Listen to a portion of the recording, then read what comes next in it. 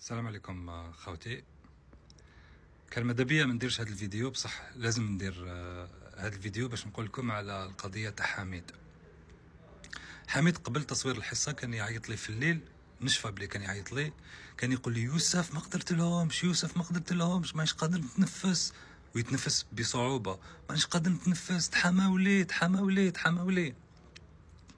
انا كنت نتعامل معاه نكالميه كيما شغل نكالمي في خويا صغير. بصح عندها يومين بالجمعه وبالسبت شفت عفايس بعيني وسمعت حاجات بودني، وكنت انا حاضر في هاد العفايس. دوكا فهمت حميد علاش كان يهضر هكذاك، فهمت بزاف حاجات حميد قالهم، فهمتهم بيان.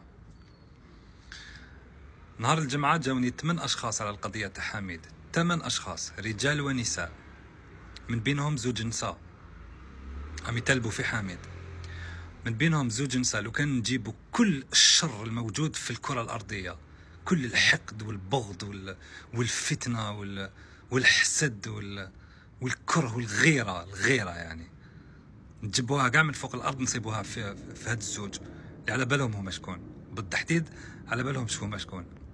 وجربوا معايا أنا سياسة الترهيب، إيسان فا با مارشي. للأسف ما نقدرش نقول أسماواتهم درك، مي سا فياندغا، يا يهضرهم حميد يا نقولهم انا، مي سا فياندغا.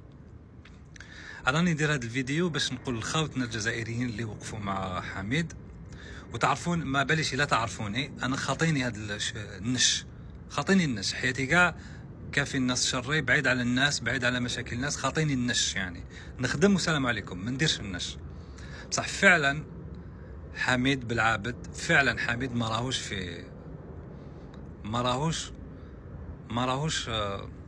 في احسن حال.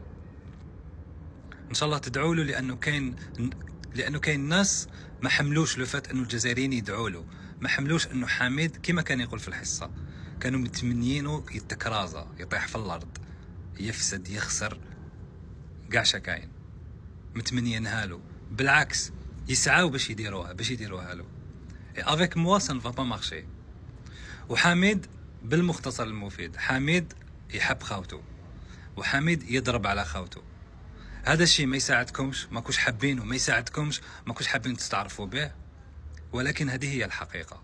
وأصلا الشيء اللي صار لحميد كله بتوفيق من الله سبحانه وتعالى. هو مطلب والو في الحصة، مطلب والو، ما دوموندا والو، الخير راهو يجي ليه هكذاك. وحسبي الله ونعم الوكيل. وللحديث بقية. وباش الكلام يكون موزون تانيت، وباش ما نغلطوش في الناس، باش ما يأولوش الناس، أنا لا أقصد بالحديث خال حميد، مانيش نهضر على خال حميد.